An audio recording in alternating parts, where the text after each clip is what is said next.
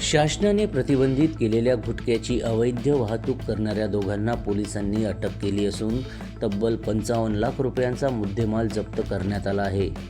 पोलिसांना गुप्त माहिती मिळाल्यानंतर तिवसा हद्दीतील नागपूर-अमरावती महामार्गावरील सुमित हॉटेलसमोर सापळा रचण्यात आला।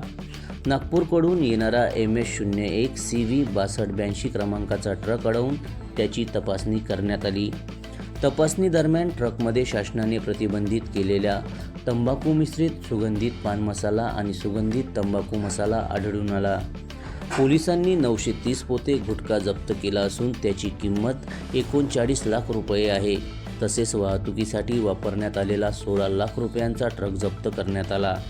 अशा प्रकारे एकूण 55 लाख रुपयांचा मुद्देमाल पोलिसांनी हस्तगत केला।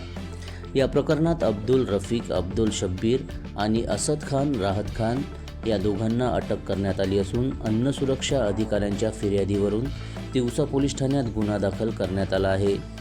दोन्ही आरोपींना न्यायालयाने पोलीस कोठडी सुनावली असून पुढील तपास स्थानिक गुन्हे शाखा करत आहे।